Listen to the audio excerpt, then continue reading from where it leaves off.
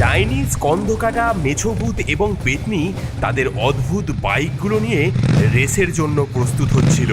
তারপর সে এক ঘুটঘুটে অমাবস্যার রাত।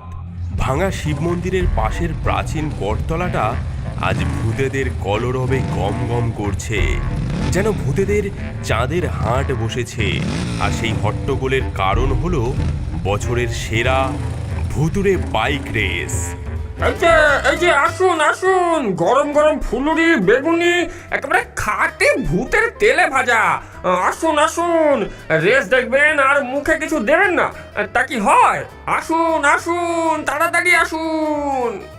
আমি তো আমার জমানো সব টাকা করি পেতনির নামেই লাগালাম। কি তার রূপ আর কি তার নিঃশব্দে চলার ভঙ্গি! বাহ, ওকে ধরা কারো কম্য নয়। ধুর বোকা, রূপ দিয়ে কি আর রেস জেতা যায়? শক্তি লাগে শক্তি। বাজি লাগাতে হলে লাগা স্কন্ধকাটার উপর। কি প্রকাণ্ড বাইক! আর দেখ কি গায়ের জোর! এক ধাক্কায় সবকটাকে উড়িয়ে দেবে। তোরা কিছুই বুঝিস না, আসল খেলোয়াড় হলো নোলক ডাইনি। বয়স হয়েছে বটে, কিন্তু বুদ্ধিতে সবার কান কাটবে। দেখিস ওই জিতবে। এই সব কিছুর সাক্ষী এক মানব সন্তান, অসীম সাহসী হাবু। সে চুপি চুপি বাড়ি থেকে পালিয়ে এসেছে এই অদ্ভুত রেস দেখবে বলে। আম গাছের সবচেয়ে উঁচু ডালে ঘন পাতার আড়ালে লুকিয়ে সে বসে আছে। তার ছোট্ট বুকটা ভয়, উত্তেজনা আর রোমাঞ্চের এক অদ্ভুত মিশ্রণে ধুকপুক ধুকপুক করছে। স্টার্টিং লাইনে 4 জন প্রতিযোগী দাঁড়িয়ে আছে। প্রত্যেকেই নিজের বাইকে আস্ফালনে ব্যস্ত। সবার সামনে নোলক ডাইনি। তার ছাটা এক্সপ্রেসের ইঞ্জিন থেকে ভটর ভটর করে শব্দের সাথে ধোঁয়া বেরোচ্ছে। তার ঠিক পাশেই স্কন্ধকাটা। তার কঙ্কাল কিংয়ের উপর বসে এমনভাবে বুক ফোলাচ্ছে যেন সে এখনই জিতে গেছে।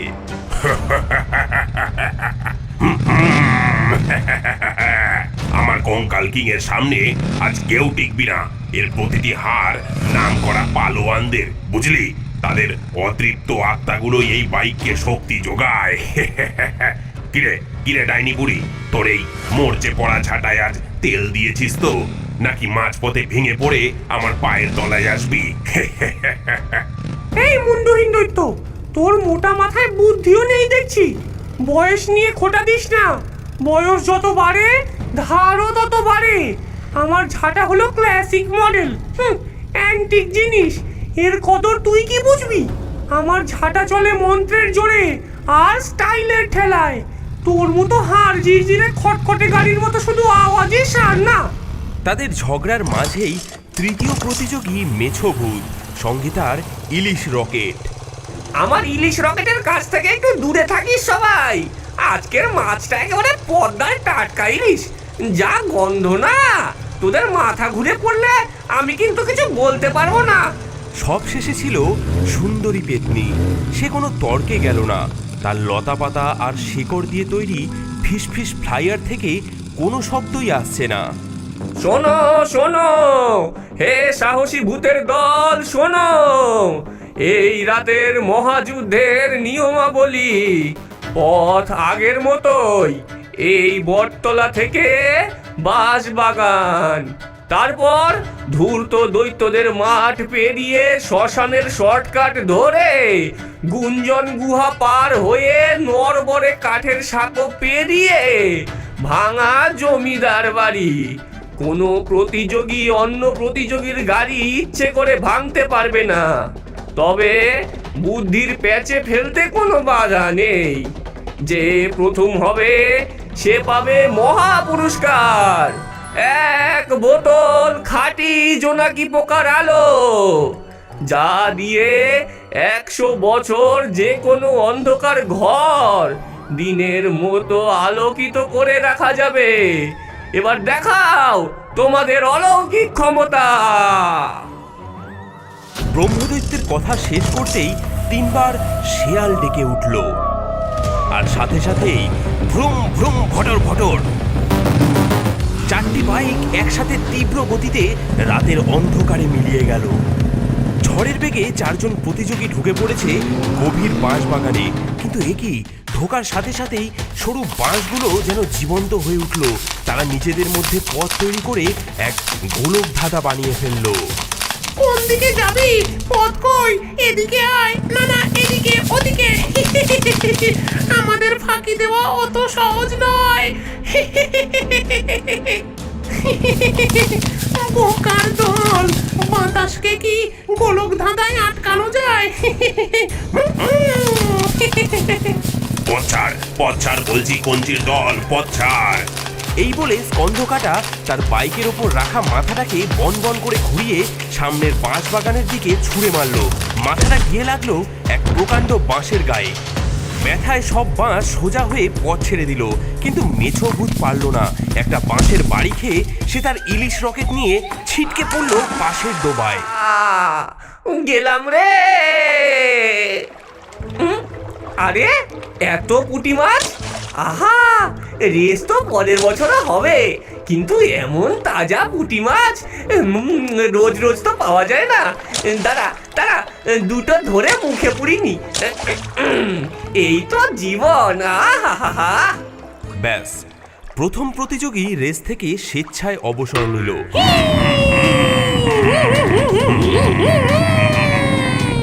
বাঁশবাগান পেরিয়ে বাকি তিনজন এসে পড়ল এক বিশাল ফাঁকা মাঠে।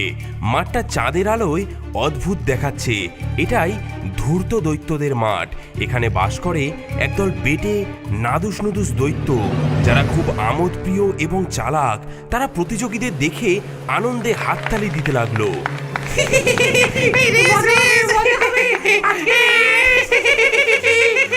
ওদের পথ আটকারে, দেখি কেমন বুদ্ধি ওদের। দৈত্যরা ছুটে এসে আঠালো কাদার তাল ছুটতে লাগলো। একটা তাল এসে লাগলো স্কন্ধকাটার কঙ্কাল কিংয়ের চাকায়। চাকাটা কাদার মধ্যে বিশ্রীভাবে আটকে গেল। এই পুচকের দল, ছাড় ছাড় বলছি, নইলে তোদের চাটনি বানিয়ে খাবো আমি। কিন্তু দৈত্যরা তার রাগ দেখে আরো মজা পেল। তারা তাকে ঘিরে নাচতে লাগলো। পেতনি তার নিঃশব্দ যান নিয়ে মাটির সামান্য ওপর দিয়ে ভেসে চলে গেল। তাকে কেউ ধরতে পারল না। নোলক ডাইনি দেখলো বিপদ। সে তার ঝুলি থেকে এক মুঠো চকচকে পুঁথির মালা বের করে দৈত্যদের দিকে ছুঁড়ে দিল। নে নে, তোদের জন্য উপহার। এবার মারামারি করে ভাগ করে নে। চকচকে মালা দেখে দৈত্যরা কাঁদা ছোড়া ভুলে সেদিকেই ছুটল। এই সুযোগে নোলক ডাইনি তার আটকে থাকা প্রতিদ্বন্দ্বীকে পাশ কাটিয়ে বেরিয়ে গেল। একটু পরে স্কন্ধকাটা কাদা থেকে চাকা ছাড়িয়ে রাগে গজগজ করতে করতে আবার রেসে ফিরল। তারা বেটা ছেলেদের দেখে নেবো পরে। মাঠ পেরিয়ে শ্মশানের কাছাকাছি এসে পেতনি আর স্কন্ধকাটা দেখল নোলক ডাইনি আবারও সোজা রাস্তা ছেড়ে শ্মশানের ভেতর দিয়ে একটা শর্টকাট ধরেছে। এই ওই বুড়ি বড্ড ফাঁকি মাছ, আমিও ছাড়বো না, আমিও আসছি। কিন্তু শ্মশানের ভেতরে ওঁত পেতেছিল বিপদ।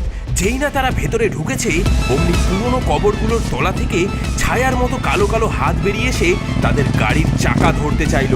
হাতগুলো এত দ্রুত আসছিল যে পালানোর পথ ছিল না। নে নে, এবার গুনতে থাক বাছা ধনেরা। 1 2 3, গুনতে গুনতে সকাল হয়ে যাবে। নোলক ডাইনি তার ঝুলি থেকে এক মুঠো সর্ষে ছড়িয়ে দিয়েছিল, তাই সর্ষে গোনার অভিশাপে ব্যস্ত হয়ে পড়ল সেই ছায়া ছায়া হাতগুলো। এই সুযোগে ডাইনি অনেকটা এগিয়ে গেল। স্কন্ধকাটা আর পেতনিও সেই সুযোগে পার হয়ে গেল। শ্মশান পেরিয়ে তারা এসে পৌঁছালো এক পাহাড়ের পাদদেশে, যেখানে রয়েছে গুঞ্জন গুহা। গুহার ভেতরটা অন্ধকার, আর সেখানে ভেসে আসছে অদ্ভুত সব ফিসফিস শব্দ, যা প্রতিযোগীদের মনের গোপন ইচ্ছাকে জাগিয়ে তোলে।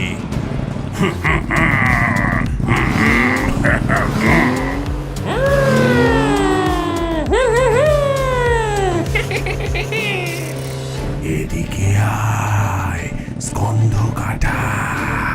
এই গুহার শেষে তোর জন্য রাখা আছে এক বীর যোদ্ধার মাথা। তোর আর এই ছেঁড়া মাথা বগলে বইতে হবে না। এদিকে আয়। চুপ কর, আমার এই মাথাই সেরা। এর চোখ দুটো হেডলাইটের কাজ করে। তোর ওই যোদ্ধার মাথায় কি সেই ব্যবস্থা আছে? নেই।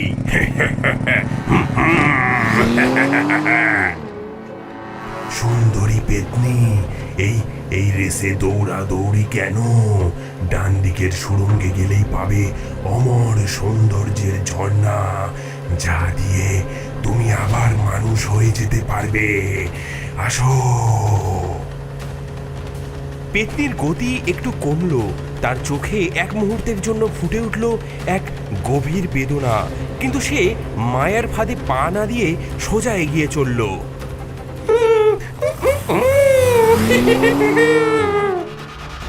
নোলক ডাইনি, তোর ঝাঁটার চেয়েও শক্তিশালী মহাবিশ্বের শ্রেষ্ঠ জাদুর কাঠি আছে বাম দিকের রাস্তায়। আয় আয়। ধ্যাৎ, আমার এই ঝাঁটাই আমার গর্ব। তোদের মতো ফাঁপা আওয়াজকে আমি ভয় পাই না। সে তার কুমড়োর ইঞ্জিন থেকে এক ঝটকায় এত ধোঁয়া ছাড়লো যে গুঞ্জনগুলোর কাশির চোটে কিছুক্ষণের জন্য চুপ হয়ে গেল।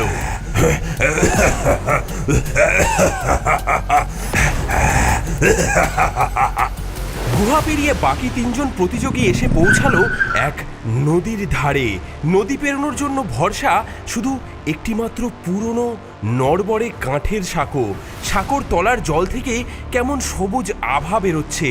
নোলক ডাইনি যেই তার ঝাঁটা এক্সপ্রেস নিয়ে সাঁকোর ওপরে উঠেছে, অমনি সাঁকোটা ভীষণভাবে দুলতে শুরু করলো।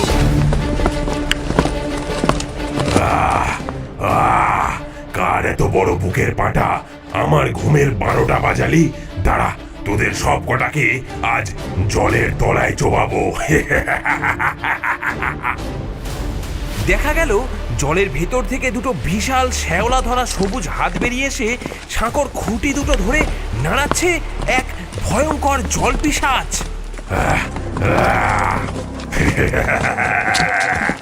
এই এই এই শ্যাওলা ভূত, সাঁকো ছাড় বলছি, নইলে তোর ওই পচা মাথা দিয়েই আমি আমার বাইকের নতুন টায়ার বানাবো। হ্যাঁ বটে, আমার মাথা পচা। দাঁড়া, তোকে তোকে দিয়েই আজ আমার রাতের খাবারটা সারবো।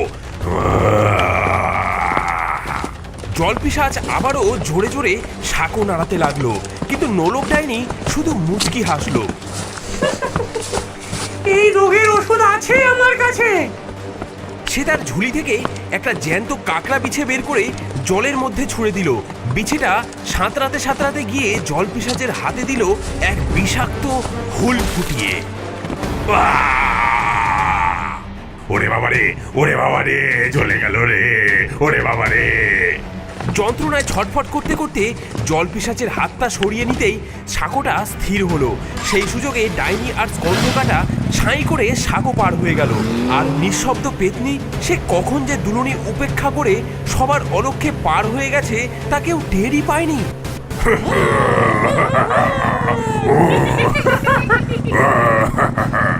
ভাঙা জমিদার বাড়ি আর মাত্র কয়েকশো হাত দূরে। ফিনিশ লাইন দেখা যাচ্ছে। এবার লড়াই তিনজনের। নিঃশব্দে সবার আগে চলেছে পেতনি, আর পেছনে গর্জন করতে করতে চলেছে স্কন্ধকাটা, আর তার একটু পেছনেই নোলক ডাইনি। পেতনি, পেতনি, আজ তোর ফিসফিসানি বন্ধ হবে। আমার কঙ্কাল কিং তোকে আজ হারিয়েই ছাড়বে। ডাইনি দেখলো সে শক্তিতে আর পেরে উঠবে না। এবার দরকার খাঁটি বুদ্ধির। সে গলা ফাটিয়ে এমন চিৎকার করলো যা শুনে বাকি দুজন চমকে গেল। ওরে পেতনি, সর্বনাশ! পেছনে দেখ, ব্রহ্মদৈত্য নিয়ম ভেঙে তোর দিকেই তেড়ে আসছে। তুই নাকি দৈত্যদের মাঠে শর্টকাট নিয়েছিস। পেতনি ভূত হলেও ভারী নিয়মনিষ্ঠ। অন্যায়ের অপবাদ সে সহ্য করতে পারে না। কি অসম্ভব! আমি কোনো নিয়ম ভাঙিনি। সে সত্যি সত্যি পেছনে তাকাতেই তার মনোযোগ নড়ে গেল আর বাইকের গতি কমে গেল। সেই সুযোগে স্কন্ধকাটা তাকে টপকে গেল, কিন্তু ডাইনির চাল তখনও বাকি ছিল। সাব্বাস সাব্বাস বেটা পালোয়ান, তুই জিতবি। আরে তোর মাথাটা খুশিতে কেমন চকচক করছে, একবার দেখ। জয়ের আলোয় তোর চোখ দুটো যেন হীরের মতো জল জল করছে রে। হ্যাঁ, কই কই দেখি দেখি, সত্যি বলছিস? হ্যাঁ। সে আনন্দে আত্মহারা হয়ে তার বাইকে রাখা মাথাটাকে উঁচু করে দু হাতে ধরে দেখতে লাগলো। আর যেই না মাথাটা উঁচু করেছে, অমনি তার বাইকের হ্যান্ডেলের নিয়ন্ত্রণ গেল হারিয়ে। বাইকটা গড়গড়িয়ে সোজা গিয়ে ভাঙা দেওয়ালের ওপর পড়ল। এই সুযোগেই নোলক ডাইনি তার ঝাঁটা এক্সপ্রেসের শেষ টান দিয়ে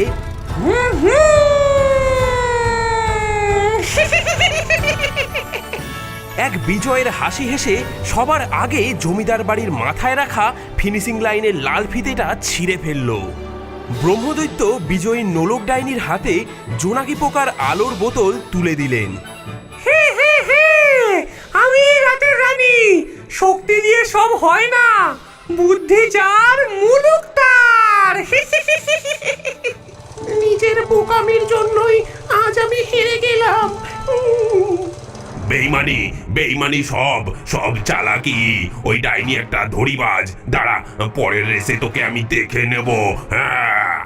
ঠিক তখনই ডোবার দিক থেকে হেঁটে হেঁটে এলো মেছো ভূত। তার মুখে তখনও পুঁটি মাছের লেজ লেগে আছে। কি রে, তোরা এখানে? রেস শেষ নাকি? এই কে জিতলো রে? যাকে কে জিতলো তাতে কি? তোরা খাবি নাকি দুটো পুঁটি মাছ ভাজা? আর দারুণ স্বাদ। এদিকে আম গাছ থেকে সাবধানে নেমে এলো হাবু। তার সারা শরীর উত্তেজনায় কাঁপছে। তার মনে হলো ভূতেরাও তো অনেকটা মানুষের মতোই, কেউ শক্তিশালী কিন্তু বোকা, কেউ সুন্দরী কিন্তু নিয়ম মেনে চলে, কেউ চালাক আর বুদ্ধিমতী, আবার কেউ সব ভুলে শুধু পেট পুজো নিয়েই ব্যস্ত। সে হাসবে না ভয় পাবে বুঝতেই পারছিল না, কিন্তু একটা জিনিস সে বুঝেছিল, এই রাতের অভিজ্ঞতা সে জীবনেও ভুলবে না। আর পরের অমাবস্যার রাতের জন্য তাকে আবার অধীর আগ্রহে অপেক্ষা করতে হবে।